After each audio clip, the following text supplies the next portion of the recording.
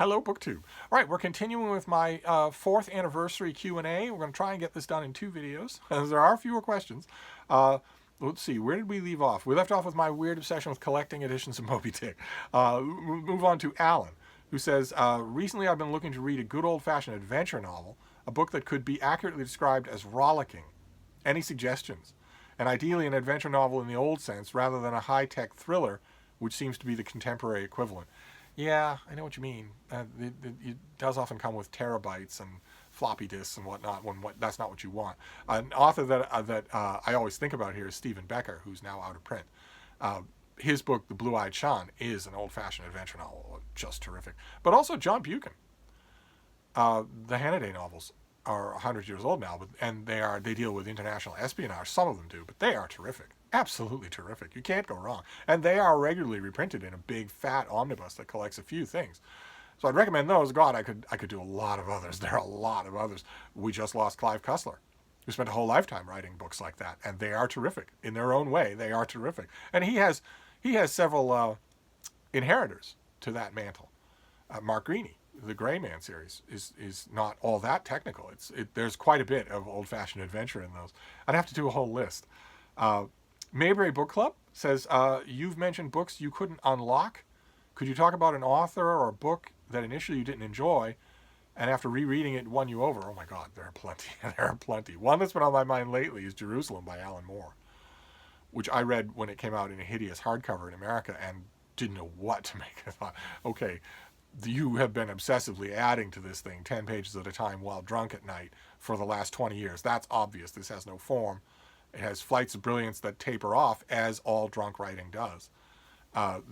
It's great when you have one drink in you, but you keep going, and invariably, by the end of the night, you are writing gibberish. It's that old saying that alcohol is an excellent servant and a horrible master. And the problem with Jerusalem, I thought the first time I read it, is that you're not self-aware enough to cut out the wandering parts. You keep in the alcohol-fueled stuff, absolutely, but the alcohol-degraded stuff, you're supposed to cut that out. And then I waited and waited and waited, and then I got the trade paperback, which in America, the American trade paperback is lovely. It makes up for everything, all the ugliness of the American hardcover. And I thought, okay, this is 1,200 pages long, but it's a major work. It obviously means something to the author, something huge, so I will go at it again. And unlocked is a perfect word. It was unlocked for me. I got it suddenly, or I got a lot more of it. But there are plenty of authors like that. Thomas Pynchon would be a fine example of someone like that. Let's see here. Wilson Shugart says, do you have a favorite dog in literature or else a favorite dog book? I do have a favorite dog book. Coulter is my favorite dog book. It is beautiful. Just beautiful in the way that it's written. It's remorselessly sad. It's a dog book. I mean, dog books come from two places, right? Most of them come from, very few of them come from, I love my dog so much. Most of them come from, I miss my dog so much. So they are built on a foundation of sadness. And Coulter is the same way. Rick Bass's book is unbelievably sad, but it's also unbelievably beautiful. It's the best evocation that I know of what it's like to bond with a dog. And well, let's see, which is more excellent, to smooch a dog or play with one? Oh, how am I supposed to choose between those two? I'd say smooching. Smooching is probably best, and dogs will take that over playing any day if you're good at smooching. Let's see, thoughts on Laurie Lee. I love Laurie Lee. Laurie Lee does not get mentioned on BookTube, but I have had. I don't think I have anything now. I long for the day when there's a collection in Penguin Classic. Just three short books in Penguin Classics would be great, or 2. Let's see here. Gail Doty says, if you were considering the writers of the Venerable Bede's era, the ones you've been recently discussing, which one would be your personal favorite? That is, which one or two would you pick up purely for the pleasure of reading, and why would you pick that one? For me, it would be Bede. Parsing his era to mean a certain period from let's say Procopius to the Carolingians. In the proper Dark Ages, I would say Bede. We have to draw a chronological distinction because, of course, there's nobody I would pick up faster than Chaucer. But if we draw a line before Chaucer, I would say Bede, absolutely. And the reason why is because of what I tried to mention in my video about him, because he's so human. He's so real. You feel like there's someone talking to you on the page. And that beat is, in my opinion, one of the first times where that surfaces again after having been gone for centuries from the written word in the West. Helen Utzinger says, how is the cooking learning going? I was originally on this, those of you who are new to the channel, I was originally going to learn how to cook, the basics of how to cook. I got equipment and supplies from the little farmhouse up in Vermont, and I was all fired up with basic recipes. And then I tried a little more than I already know and realized what an uphill battle it is when you can't really feel what you're doing. I have very little in the way of sense of touch. And I still have a dream of doing it, but I got really discouraged because imagine what it would be like for you to cook anything in your kitchen, use any kind of equipment, knives in your kitchen, if your hands were numb. Imagine how much less comfortable you'd be doing it. So it's on a back burner. And question number 2, why did you never visit Australia? Well, I meant to. I assumed I had all the time in the world. I meant to. I came very close. I mentioned this story before. I was on a sailing vessel, a wind-driven sailing vessel with a captain and a crew. I was not doing anything. I was simply paying for everything. And so the captain was sort of deferring to me in the run that we were making. And at one point, in a bright sunny day, he pointed to a big brown smudge on the horizon and said, that's Australia. Do you want us to divert? Do you want to go? Because since you're paying. And I said to him, no, there'll be time. And that was as close as I ever came. I never went back. And one thing after another happened, and now I never will see Australia. So I wish I hadn't done that. I wish I'd diverted right then. Let's see here. Steve Watson says, can you recommend where to start with Wilkie Collins and E.M. Forster?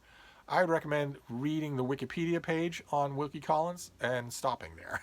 But E.M. Forster, no place that's better than any other to start. Just read it all. Just read everything. He's fantastic. Do you know of any hidden gems in 19th century Russian novelists? Even the ones that I can think of are well known. I'm no expert on Russian literature. I just gobble it up. So none come to mind, no.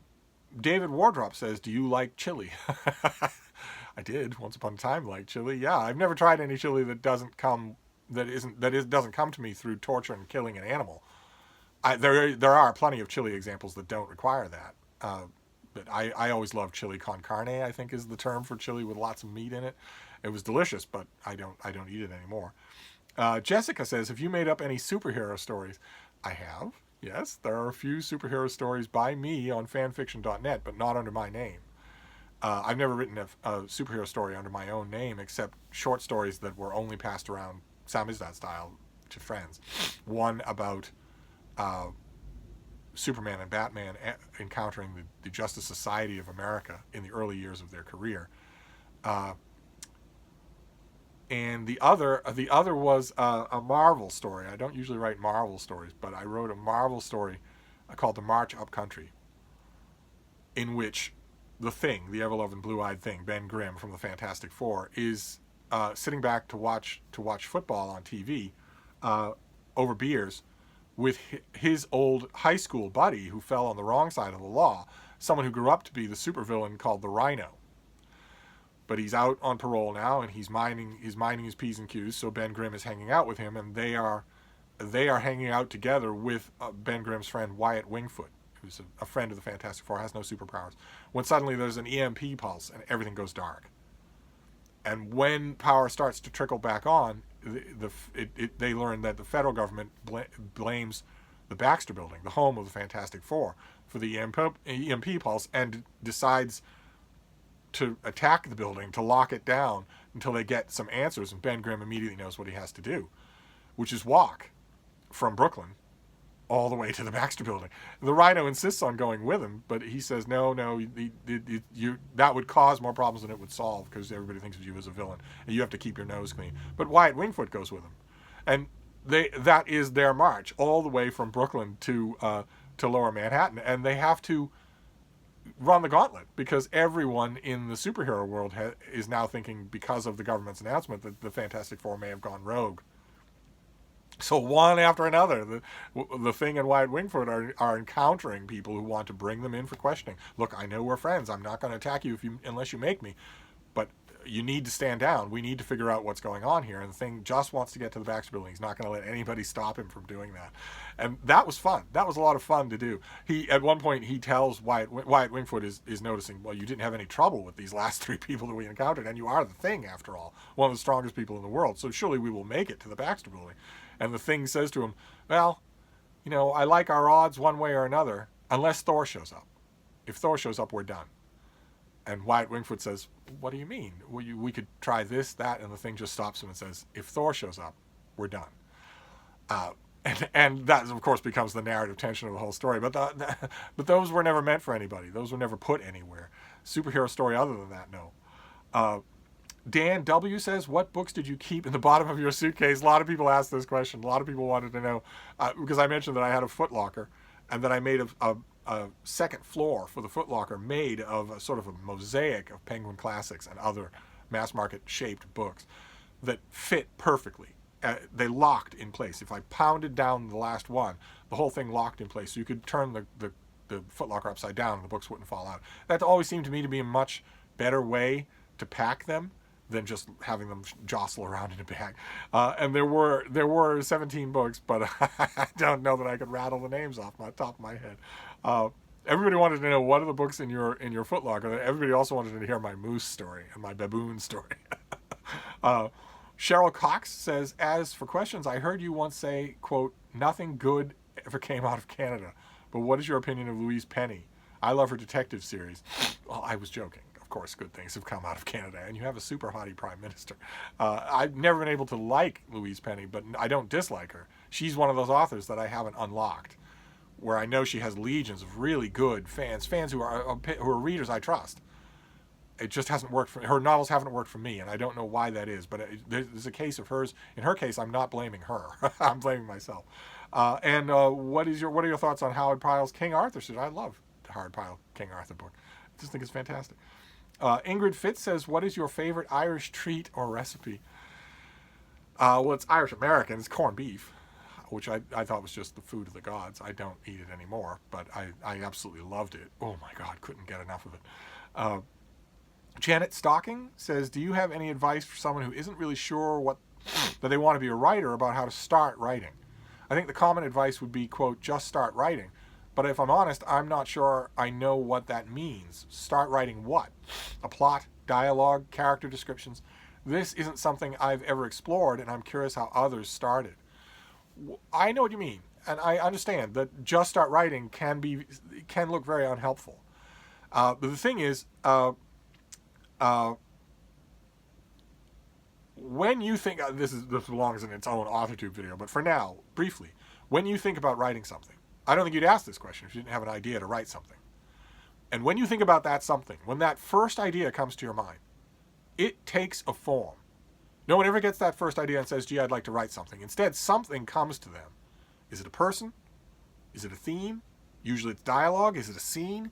Some very discrete thing usually comes to someone when they have that thought. When that thought finally breaks through the inertia of merely being a consumer instead of a producer. Usually when that thought breaks through, it breaks through in a specific form. And my advice would be, I've never known a case when that wasn't true. If it's true in your case, my advice would be, write that thing, whatever it is. If it's a setting, take out a piece of paper or open up a computer screen and describe that setting. And things will flow from there. If it's an interaction between two characters and you have no idea who they are, you have no idea what the context is, you just know the one interaction, write that interaction. The process will open itself up. I believe that is true. I think you will notice that. But I can make a whole video on how to get started. I should do that. Because I mean to do more AuthorTube videos. We're all at home. We might as well be writing. Ned Covington says, what do you think of Stephen King? Oh, no. Oh, no. How widely have you read him? Do you enjoy any of his work? How about On Writing, his book On Writing? What accounts for his success, and will we ever see an author amass an empire like his again? Decades of bestsellers, movies, TV, and other properties. Please advise. I don't like anything by this author. I have read it all, and I don't like any of it. It's all a horrible combination of tinny, lead-footed, untalented, and incredibly preening. This is such a self-aware author on the page. Good Lord. There is almost no good advice in his On Writing book that isn't self-evident. All the stuff that isn't self-evident on writing is bad advice or privileged advice, where it wouldn't work, you wouldn't pay any attention to it, it wouldn't make any sense unless you knew it was coming from Stephen King, the guy who taught you how to read. And who knows that he taught you how to read. And the fiction, oh my God, there have been some books that I have liked a bit more than others. The Outsider, I liked a bit more. But even so, that is overlooking vast amounts of problems. Horrible at plot, horrible at dialogue, horrible at pacing, so that it's all dumped in like the kitchen sink at the very end. Of course, horrible at endings. No one writes contemporary fiction of any genre of any kind who knows how to end it. Yeah, just what accounts for his multimedia, his clout now, is that people have grown up with him, and that has moved. They have moved him into an area where he can do no wrong, where he is no longer looked at critically. If you grew up with an author and you are going to be tempted not to look at them critically anymore. And once you are an author who no one looks at critically anymore, or it's just assumed, oh, well, if it's Stephen King, it's going to be really creepy and really scary. When's the last Stephen King book that was? I don't know. I honestly don't know. I don't think that any of them have ever been scary. But if you move him into a point where he's a given quantity, like an element on the periodic table, well, then he has no motivation to get any better either. But it's always surprised me. It always astounds me. This guy has known only one craft for 45 years, and he sucks at it. He can't do it at all. So no, I'm afraid I can't help you with Stephen King. I should stress, if you love him, fine. That is absolutely fine. If he did kindle your love of reading and keep it going over all these decades, fine. I cannot thank him enough for that. And I also can't thank him enough for being such a great guy when it comes to the massive amount of literacy advocacy that he has been over the last few decades. Just an amazing amount of that stuff. So that my hat's off to him. He could easily have walled himself up behind his wrought iron spiky gates and not done any of that. Instead, he's done quite a bit of giving back. So the love that you have for them, effect he had on your reading, fine. His effect on readership just in general, fine. But as a writer, no. James Holder asks, who are your favorite artists? Who is your favorite Legion villain? Okay, so does artist mean comic book artists here, or are you shifting gears completely? My favorite artist, just in terms of art, would be a toss-up between Tiepolo and Edwin Landseer. Neither one. Landseer is not venerated, so. But in terms of the Legion, my favorite Legion villain, or do you mean my favorite Legion artist? I don't know. I don't know one way or another. Oliver Coipel certainly would be up there for a Legion artist. I think he's fantastic.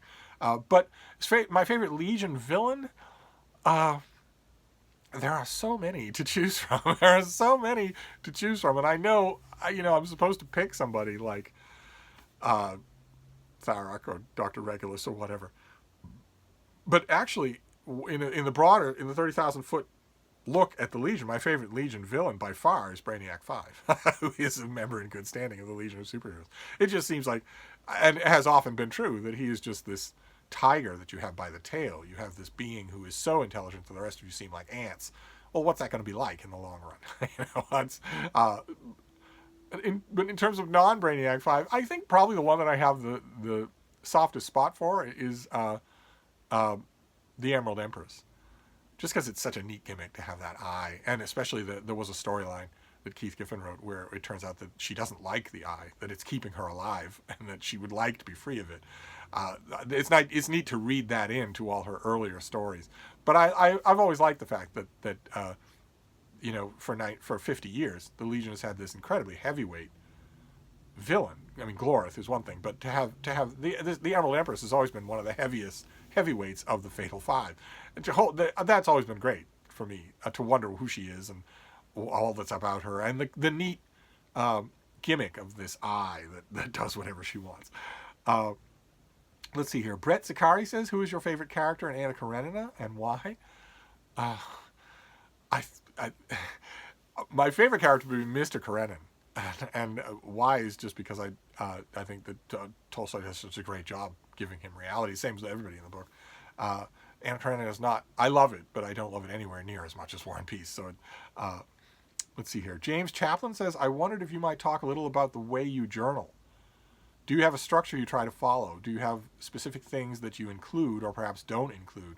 I'd love to hear about your approach to journaling as a seasoned vet. I've never got the hang of it myself. Uh, this is another AuthorTube video, very much an AuthorTube video. I keep a journal every day. I have for a long time.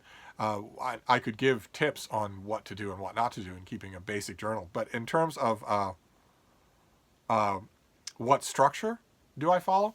I go every day. I try to go every day. And what I tend to do when I start, I'll make a video about this, an AuthorTube video about this. These are good questions. What I like to do at the beginning of, I write out the date, I underline it, and I use that as a way to collect myself and pause, because you have this headlong momentum in every day. Your journal entry is best served if you pause that momentum. And then I try to zoom out to near orbit and look at the day as a whole. What actually stood out?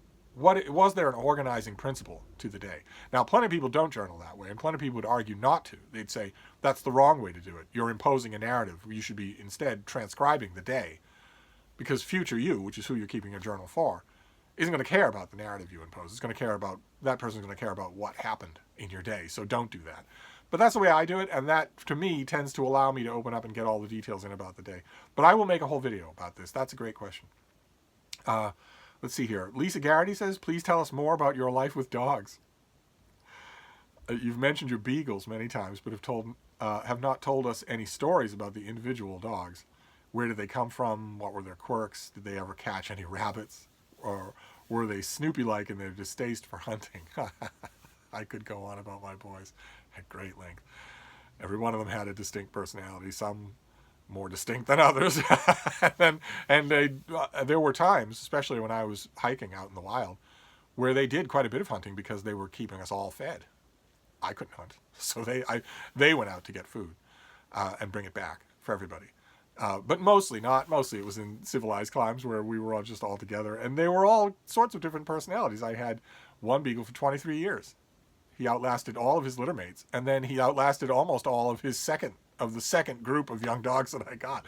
And most of the time, I would get these from friends of mine who were, we have an old beagle, and he's starting to get more trouble than he's worth. My husband is sick, or I don't have the time for this, or whatnot. And I would say, yeah, I'll take him, absolutely.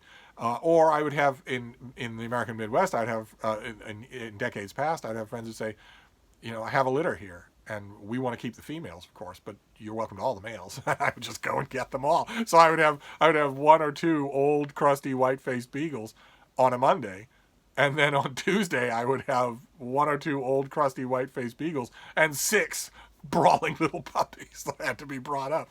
And you name it, and I had it. I had a couple of antisocial beagles. I don't encourage that in dogs. I don't like it. I don't like to tolerate it.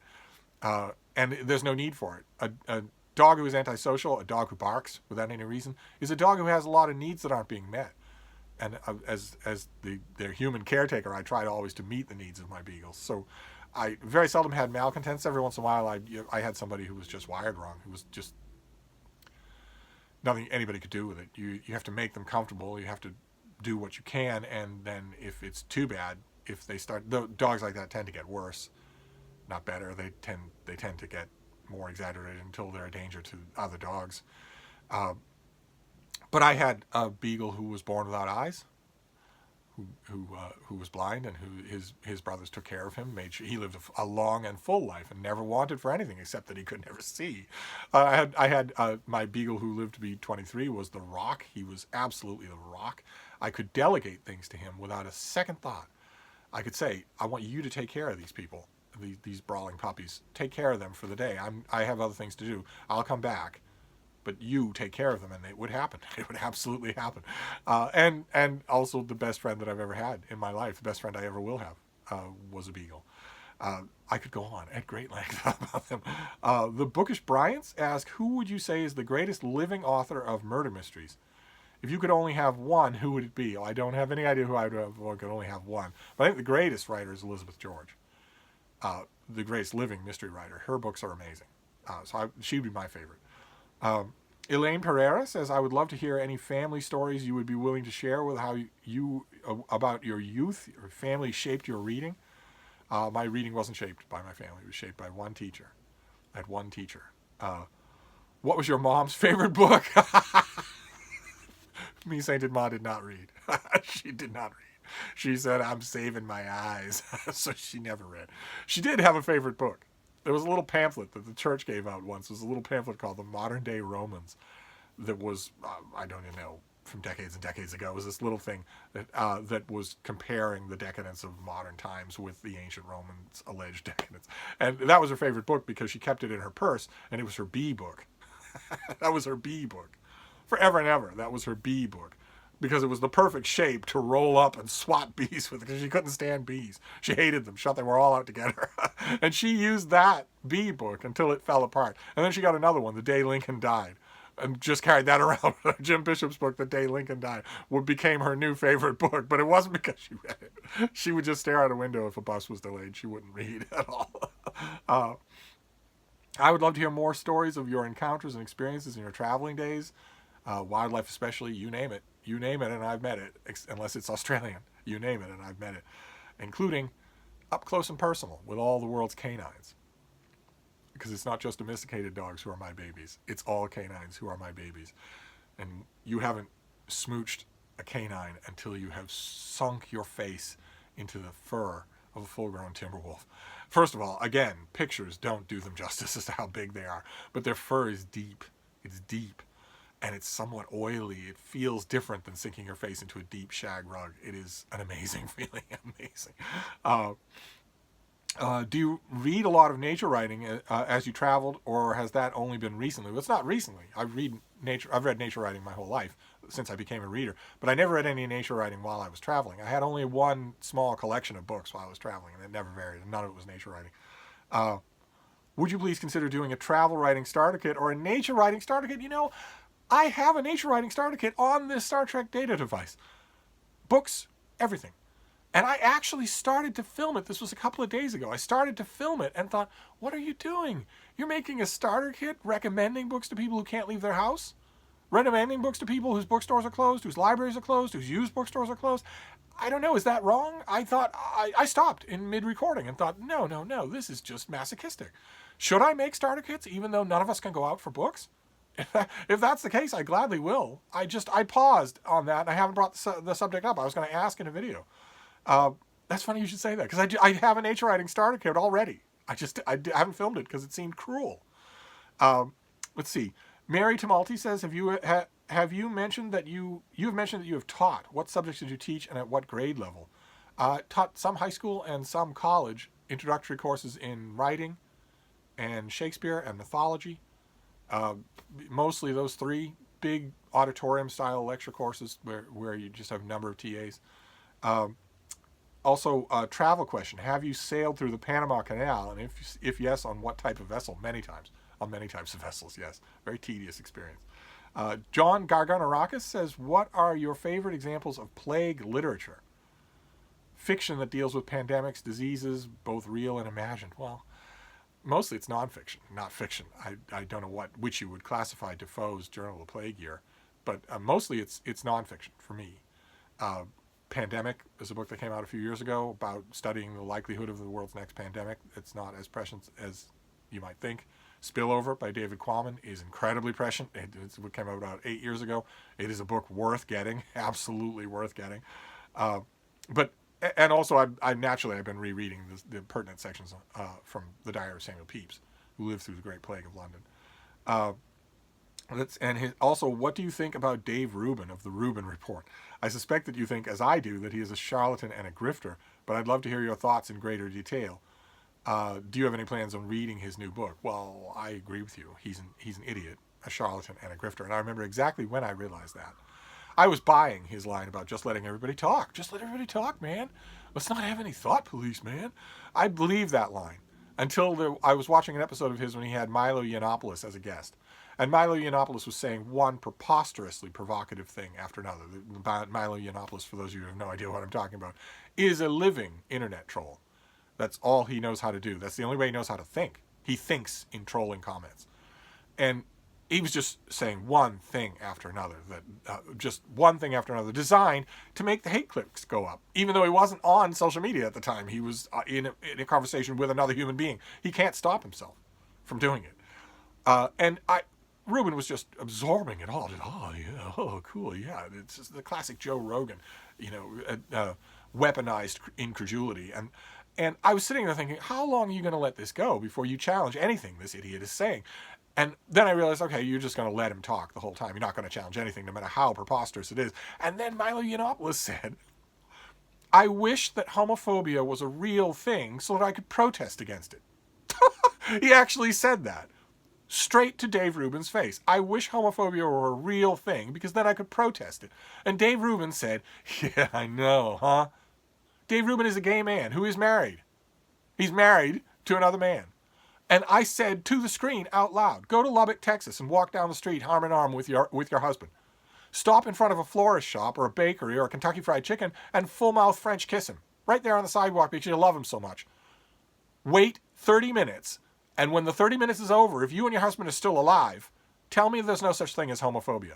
Of course there is such a thing as homophobia. There are people being thrown off buildings because of homophobia and having their impact with the ground filmed in front of a large cheering crowd. You're having a guy in front of you in your studio say it's not real and you're not challenging him when you yourself would die from it if you weren't in New York.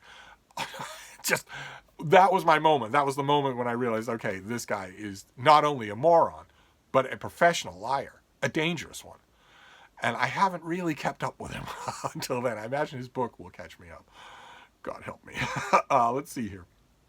And here's the third question. Any thoughts about Clive Barker? I think Clive Barker's great. Just great. And that comes from someone who horror fiction doesn't work on me. I'm just missing something as a reader. I don't ever feel my goosebumps or anything like that. I don't ever wonder what that sound was in the kitchen or anything like that. Horror fiction, horror movies, they don't scare me at all. I don't know why. I'm perfectly able to plug in viscerally to all kinds of other artistic expression, but horror just doesn't do it. And that's mostly what Clive Barker does, almost exclusively what he does. I thought Imagica was tremendously good. His enormous book was tremendously good. But I even like his shorter, much more schlocky horror novels. I just love them. And it always a little bit surprises me that his name seems to be gone from general consideration. I don't get that. Because he is not like Dean Koontz or God forbid, Stephen King. He actually has literary talent. But anyway, J.D. Estrada says, reading as much as you do, how much do you retain of all the books you've read throughout your life? Well, you could be the judge of that watching this channel. I think I retain a fair amount of what I read. I don't always have exact details of titles or authors at my fingertips, but I think I retain a fair amount, and that's understandable considering how much rereading I do. I go over the same ground a few times. Lev Mishkin is back. He says, do you think only philosophers should be kings and presidents? That's another troublemaker, it seems like. I ask only semi-joking and semi-making fun of old Plato. My real question is, what kind of education would best suit someone in becoming a president of the U.S.? Or does it really take, as we see today, no education? Or perhaps there is really no education out there to suffice for what is needed. Not trying to become the next president. I'm 15 and Russian. Okay. All right. The hands up in your air, I don't know what to make of this, so I'm just going to punt the whole thing. Implication of the last comment, that maybe no education, perhaps there is no real education out there to suffice for what's needed, is completely wrong. That is completely wrong. The education that's needed in order to be U.S. president is an education in U.S. politics. Obviously, you wouldn't ask me what education is needed to be really good at being a heart surgeon. You wouldn't ask that question. You wouldn't say, well, should you go wandering in Paraguay? Maybe take up calligraphy? No.